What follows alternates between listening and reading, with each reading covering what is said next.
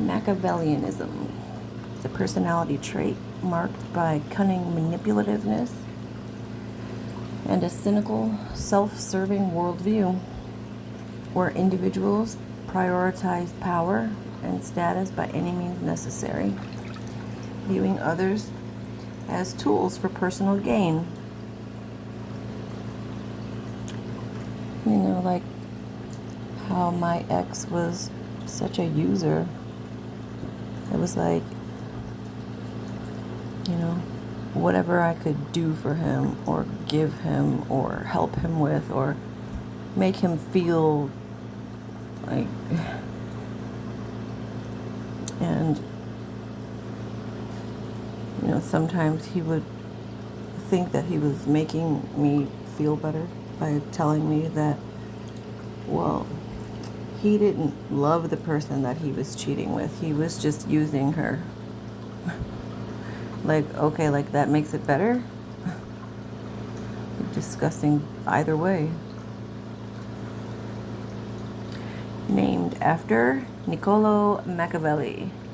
It's characterized by strategic deceit. Anyone that can lead a double life is strategically deceitful. No doubt about it. A lack of empathy. Like when I found out, he ghosted me for 12 days while he stayed over her house. And it was the most excruciating pain that I can ever remember having in my life. Because it was like emotional and like physical pain because of, I didn't know for sure yet. I mean, I had a suspicion, but, you know, he was constantly gaslighting me and, you know, lying. So once I found out for sure, and then asked him about it, he went silent. So, you know, he wasn't giving me any answers. It's very childish. It's very childish and cowardly.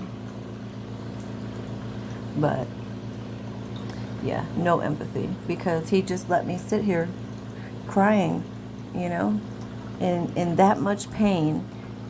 And he didn't think to himself, you know, how I was feeling. He can't put himself in someone else's shoes. He can't think, you know, how would I feel if she did that to me? No, he can't do that.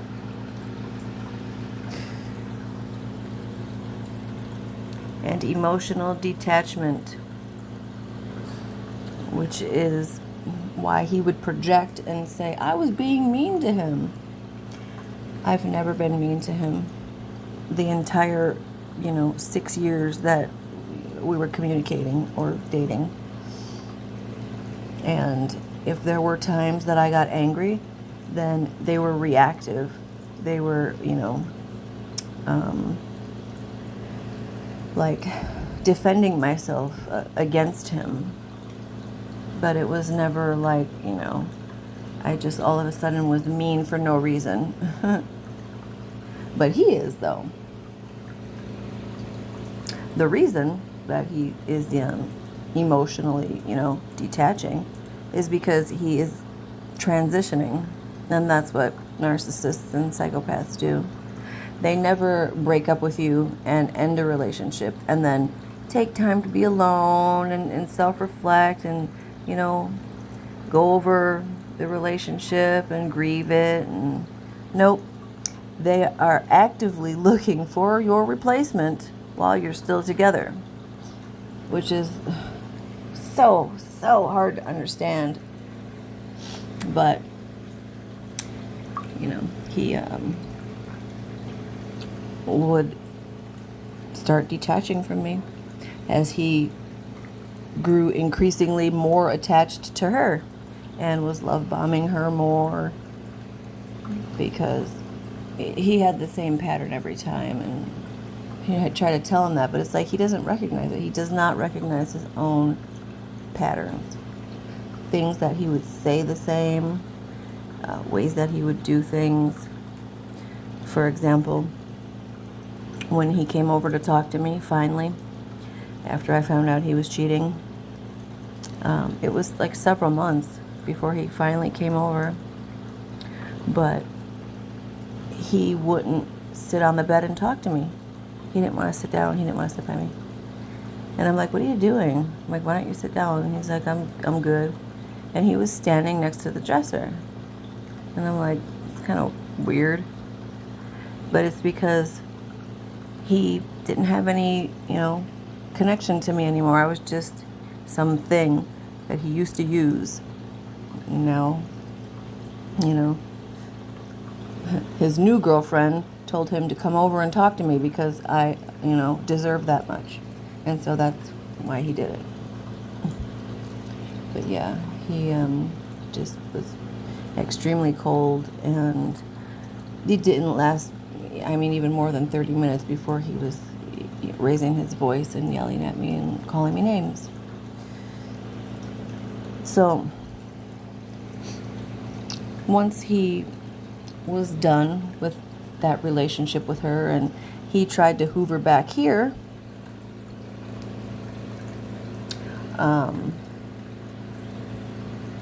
he was seemingly nice for a few weeks, but then I noticed these detachment behaviors again. And it was on my birthday. We had a hurricane the night before, so it's still kind of going on. And I asked him to come lay down because he was just up in the front guest room. And he walked into my bedroom and stopped right next to the dresser. And I was like, are you going to come lay down? And he was like, no, I'm not tired. And I was like, well, you don't have to be tired. You can just lay down and talk to me. And he was like, I'm drawing. I was like, okay. So drawing's more important than laying down with me on my birthday? And you're standing there next to the dresser, so you don't even want to get close to me or the bed. I said, okay, I see what's going on here. Who is it? And he's like, what? What are you talking about? I said, the new person. Who's the new person? He's like, there's no new person. And I said, yeah, okay, we'll see about that. But, it didn't take that long for it to be revealed who the new person was. It was his neighbor. Because several times I had gone over just to kind of surprise him or to say, hey, I was like, down the street. And he would come walking out from the trailer across the street from his. I thought it was so strange because I'm like, who lives there? And he's like nonchalant, like my neighbor. I'm like, okay. But the next time I came back, I said, hey, I'm here and I don't see any lights on, but your car's here. I'm like, come outside. And he's like, you're here? And I'm like, yeah. And he came walking out from that trailer across the street from his. So I was like, okay, that's kind of strange now. Twice. But, I didn't really say anything at that point. But in his continued detachment, he grew extremely evil, spiteful. And he started coming over here just to torture and harass me, because he would come in the house in a bad mood. And, he would walk in just trying to start an argument. And I'm like, why did you come over here? You didn't call, you didn't text, you didn't say, hey, can I come over? You just showed up, and you don't even have anything that you want to talk about. You just want to start an argument with me. Like, no. The hell. But, he continued doing it a few more times. And I noticed that during all these times he came over, well, he was very distanced. He wasn't sitting by me. He wasn't, doing anything to show me that he cared in any way, because his whole point was to say, well, I'm trying to show you that I love you and I care about you and I still want to be with you, and I'm never going to talk to her again. I said, well, I mean, if that's the case, why are you so distant? Been like that since my birthday. When you didn't want to sit on my bed. And now you come over and, you walk past me. You don't hug me. You don't say anything nice. Like, you're just coming here to be mean. And then, just continued, like, fuck you, bitch, I'm not leaving. I'm like, oh my God. So, ultimately, I had to get a restraining order. And I wanted to kind of like, tell him goodbye. I wasn't going to see him anymore. So I brought the paper over to his house. And when I got there, I said, hey, what are you doing? I'm like, come outside. Where did he come walking out from? Oh, well, that was his new residence now. So yeah, he was living with his neighbor across the street. The same one that he was now sleeping with because, he had started a relationship with her. All while seemingly attempting to hoover me back. It makes absolutely no sense whatsoever. So, yeah, I have a lot of examples for all of his Machiavellianisms. And I also have examples for his narcissism and for his psychopathy, especially during those times of detachment and other times, throughout the years. I noticed that he grew seemingly more mean. I said, oh, he's always been, kind of an asshole. But no, this was different. He was just like pure evil. And he would just keep taunting and provoking and just trying to hurt me.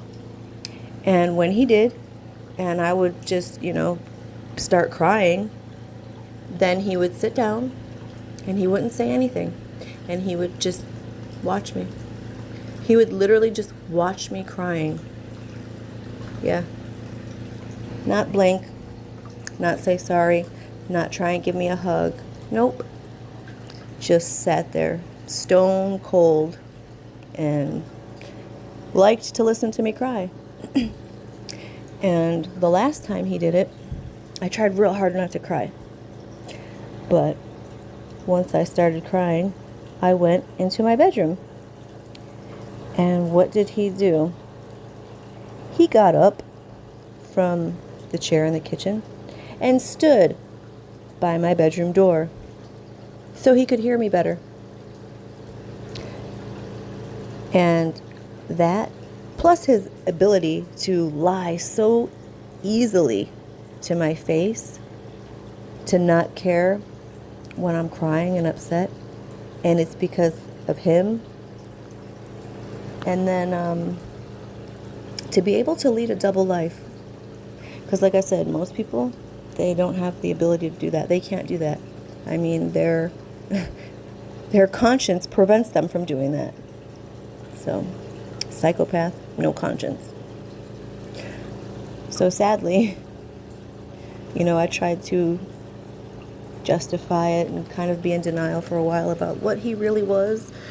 But in the end, there's no way to deny it. You'd have to be extremely blind and just, I don't even know. But it's terrible. So, key characteristics: manipulation. He does that like an art form. Skilled at influencing and deceiving others for personal advantage. It's the only reason he does anything in life is for personal advantage. I mentioned it in one of my other videos, but I foster puppies, and when we lived together, I got the first set of puppies, and he was asking me like, how much do they pay you to do this? And I was like, nothing, it's volunteer. And he goes, they don't pay you anything? Why are you doing it? I said, what do you mean, why am I doing it? I said, it's a volunteer thing. Like, I mean, because I like dogs and they're in need. So I help them because I can. And he just looked so dumbfounded, like, you know, why would I do such a thing if I wasn't benefiting from it, you know?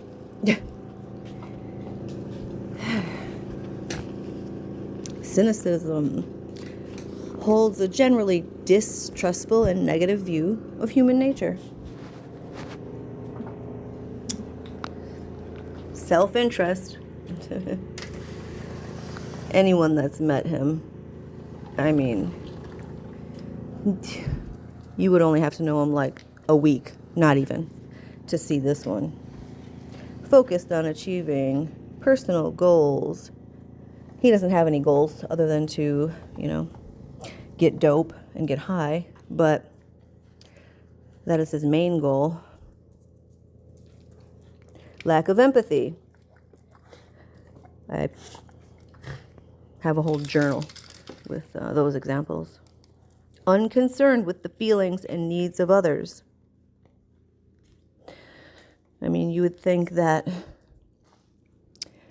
if your fiance's brother had passed away, that you'd probably stay home with her and try to comfort and support her, you know, for more than 5 days before you then disappeared over to your side relationship's house.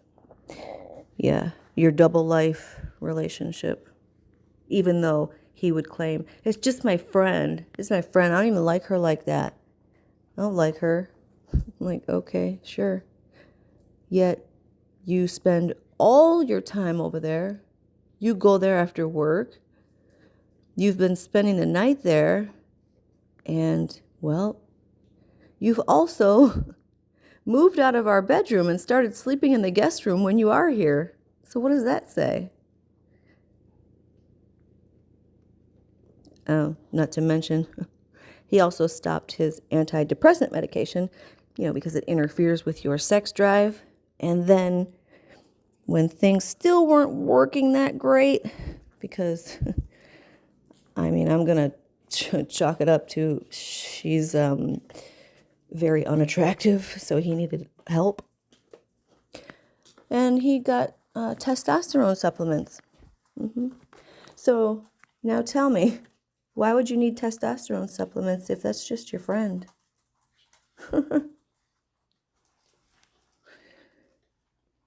They also have this like delusional grandeur. So, you know, he thinks I believe this shit. He thinks that whatever he says, because he's, you know, made it the truth in his head, that I'll believe it too. Even if, you know, a 3-year-old wouldn't believe it. Sometimes I'd be like, do you realize how old I am? I'm not 8. Like, why would I believe that?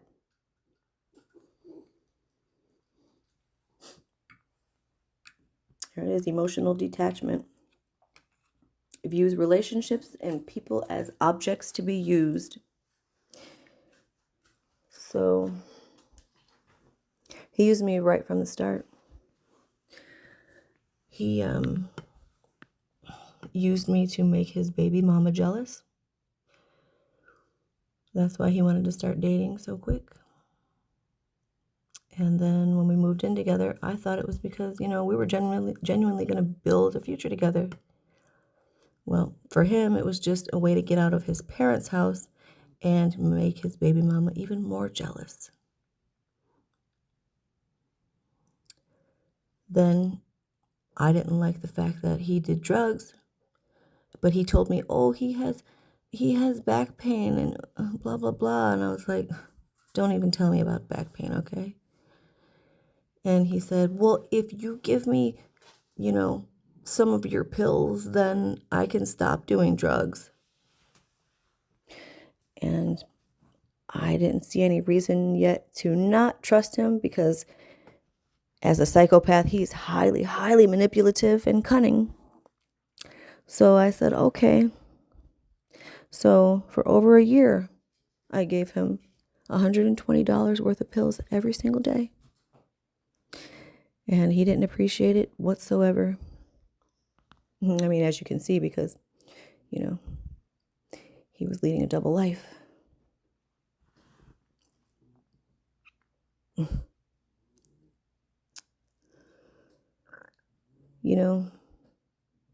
The one thing that stands out, because it was the last thing that happened, is he came over here on Christmas and he was trying to say, he wanted to talk to me. He was always like, just let me in, I want to talk, because I stopped letting him come in. And he was like, come on, it's Christmas, please. And he's like, I got to use the bathroom. I ended up letting him in. Of course, he didn't really want to talk. He wanted to linger around here. And when I said I had to go to my parents' house, he was like, let me stay. I'll help you do some things. I'll do some stuff while you're gone because it's Christmas. And I was like, no, you're not. I'm like, don't lie.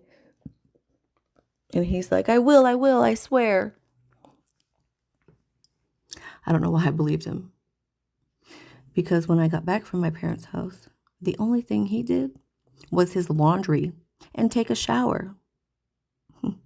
Oh, and, texting and flirting with him, the girlfriend now that he's about to secure behind my back. So me being the nice, generous person that I am, I'm thinking while I'm over there like, oh, well, he's going to do the dishes and clean the pool filter, and he'd probably, he's going to be hungry. So I'll take my food and I'll take this extra food and, we can eat dinner together. So I pack all the food up and, I text him and I'm like, I'm on the way back. And he's like, okay. So I get here, walk in the door, set the food on the stove, and I'm like, come look at all this food. I'm like, it's crab legs and lobster and this clam chowder soup with these huge clams, and like I'm going on and on. And he's like, oh, he's like, I'm not that hungry. And I was like, really? You're always hungry. And then it wasn't even 5 minutes. He looked at his phone. Of course, he always had his notifications on silent now. So he looks at his phone and he goes, I gotta go. And I'm like, what? Where are you going? He lied to me. He's like, I'm going to visit my son. I was like, bullshit. You're not going to visit your son at his bedtime. I was like, where are you going? But, he didn't want to tell me. Obviously, from the way he was acting with his, emotional detachment, after he had just tried to claim that he wanted to prove to me how much he loved me and I was his soulmate. But, 3 weeks in and he was sick of hearing about, my pain over his betrayal. It was easier for him to just go to somebody new, someone that didn't know who he was and how he was yet. So that's where he went. So he left my house while I'm standing at the stove with all the food and drove away and went over to her house, her trailer, and then attempted to come back 4 hours later. And I was like, no. I'm like, are you serious? You left me here. You walked out on me on Christmas night after I brought you food home. Like, you're horrible. But then he got mad about it. Yeah, he got mad at me. Ridiculous. It's just insanity. Strategic planning. There you go. Capable of long-term calculated strategies and to achieve objectives. Well, he was always trying to achieve the objective of, attention, validation, sex, food. He's very basic and primitive, like a caveman. Kind of has the forehead of a caveman, too. And I never noticed it, but in his last mugshot, his eyes are awful close together, and his ears look big. That could be why he's lacking so much brain matter. The fucking baboon.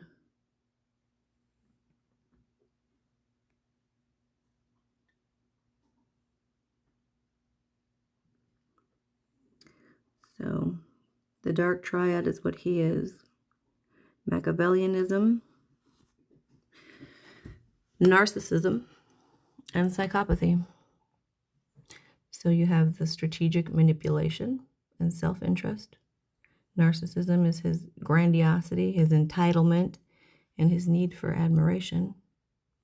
And his psychopathy, well, that's his impulsivity to get high, have sex with whoever will let him, and have no care, concern, or think about me in the least while he's doing it. Or afterwards when I find out and I'm distraught and broken in a billion pieces. He couldn't give a shit less.